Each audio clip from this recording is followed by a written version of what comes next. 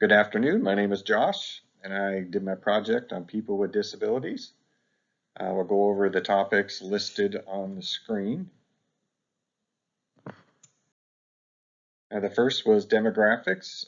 47.9 million, or 20% of the population, have at least one disability, which is 3 in 10 individuals in their 20s will become disabled before the age of 67. And the percentages of disabled are higher among women, people 65 years and older, racial and ethnic minorities, and people with incomes less than $15,000 a year.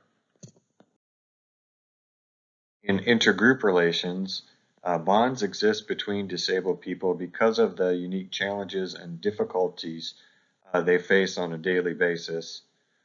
For example, an individual with paralysis also has a wheelchair as a person with cerebral palsy would. Many of their emotional struggles match, such as issues of isolation, depression, and anger by society's treatment, which can be social or religious or institutional discrimination. In terms of intra-group relations, the stereotypes come from the beliefs of all cultures and may be intentional or unintentional. Some of them are the disabled deserve empathy or pity and cannot obtain a good quality of life. Others, the disability is limitless, a source of agony for others, such as caretakers and family. The able-bodied people are required to help them. The focus then becomes on the disabilities and not the abilities of people with disabilities. They may be viewed as helpless and dependent on family or a caretaker. They're not viewed as individuals outside of the disability. They may be in constant pain or have a rare illness. The illness may be contagious and cause fear. They may be looked at as superhumans because they've overcome so much adversity, and that they must be cheerful and get the most out of their daily lives. I'll go over the historical and current oppression. People with disabilities have faced it throughout history. In the colonial times, poorhouses were places where criminals were grouped with impaired people and paupers. In the 1900s, there were no special ed schools, special building access, or bus transportation for the disabled. Progress was made in time, such as in 1893, the Elementary Education Act was passed, providing the blind people up to the age of 16 now had the right to have elementary education and vocational training. In 1990, the passage of the American with Disabilities Act added 5 rights against discrimination for the disabled. People with disabilities experience difficulties like all other minority groups because there is a power imbalance between the general population and minorities. Many prejudices have been perpetuated toward the disabled due to incomplete information, erroneous views, isolation, segregation, and lack of education. The way people with disabilities are likely to have their lives shortened due to the inequalities of society are because of less access to medical care, misdiagnosis, poverty, and homelessness. I attended a support group meeting for the Here and Now project, and their mission is to empower the paralysis community in the Pacific Northwest through private support groups, community activities, and larger annual gatherings. We've built a strong fellowship who encourage and inspire each other to do life in the here and now. And the meeting was well organized. There were lots of people in wheelchairs. Everyone had a different subject that they wanted to talk about, and some just wanted to talk about the accomplishments and difficulties they were experiencing. The organization provides care baskets, meetings, activities, and an annual meeting and a water bottle, and is also part of the DAC Washington Forum for Spinal Cord Injuries. Next, I interviewed the leader of the Here and Now project, whose name is Kenny Savini, and I asked him some of the questions on the screen. What are the biggest challenges for individuals with spinal cord injuries? He said that it was access to transportation because adaptive cars and vans are very expensive. Think about a van that has a ramp system to get a person into the van in a wheelchair. They're prohibitively expensive. Hospital stays for newly paralyzed people are only 3 to 6 months, when the healing process or time for the maximum amount of progress they're going to get is 3 years. And in this situation, many end up in nursing homes, which are 6 times more expensive than just going home. So many people can't afford to do that. Next was, how does religion interact? And there's no specific religion that the Here and Now group advocates for.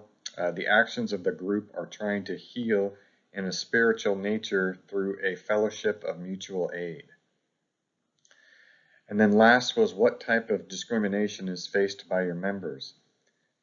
Kenny said some people get it and some people don't. There's echoes of ableism and discrimination throughout policy, and one example is paralyzed individuals can't bring their power chairs onto airplanes.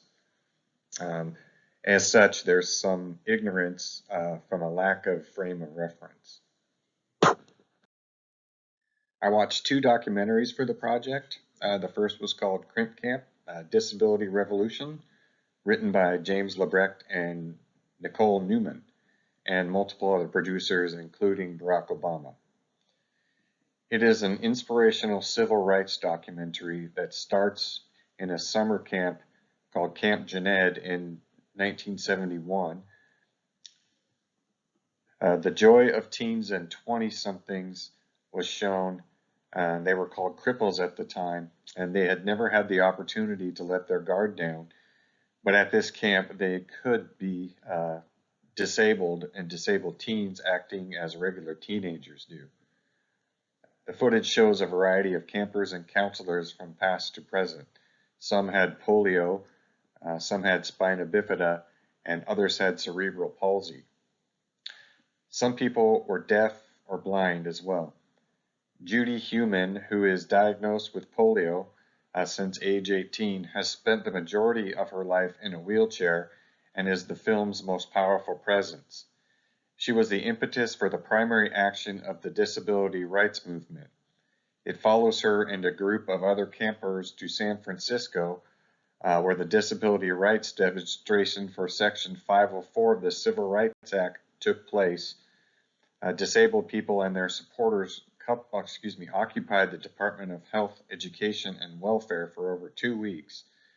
The newspapers described them as an occupied army of cripples.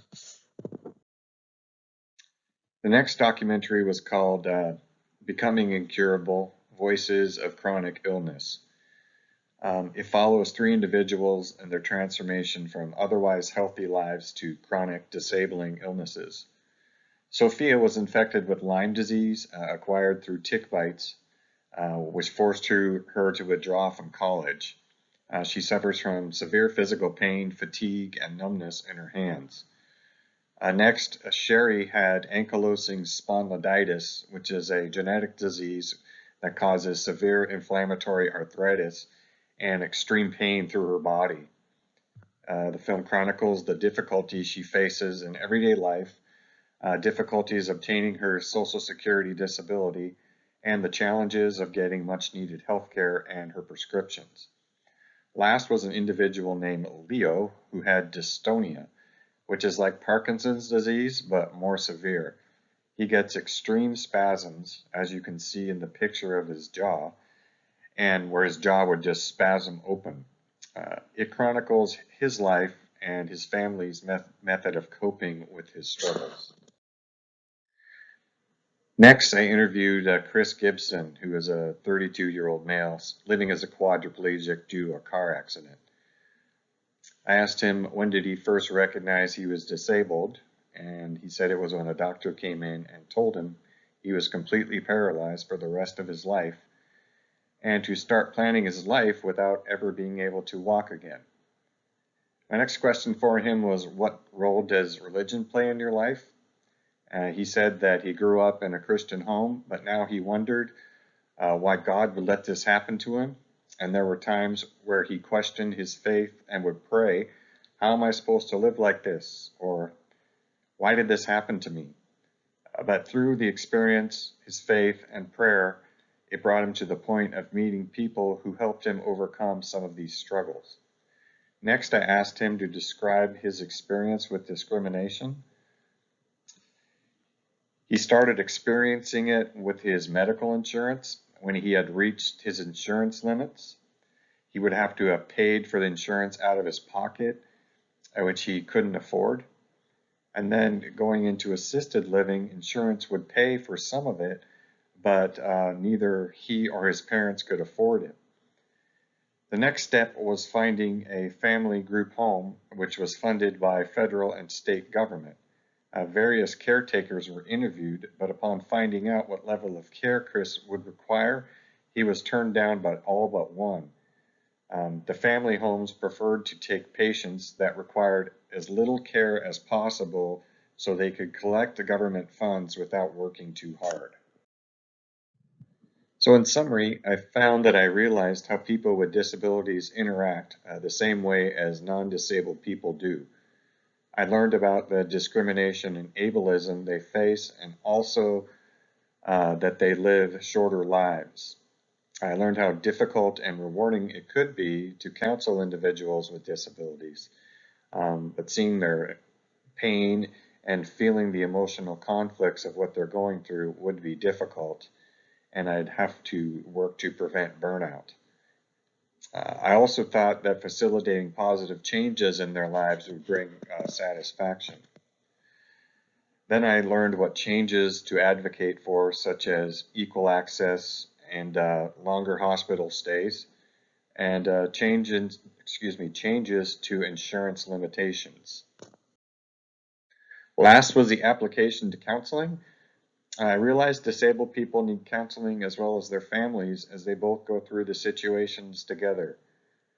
Cognitive behavioral therapy, including the illness intrusive model, has been shown to be effective, as has coping theory along with Adlerian influences. I'm curious to know if acceptance and adaptation to life being disabled would be important as well. And then as counselors, as we've heard before, have the need to examine their own stereotypes, and counselors need to advocate for equal access and against structural discrimination for the disabled population.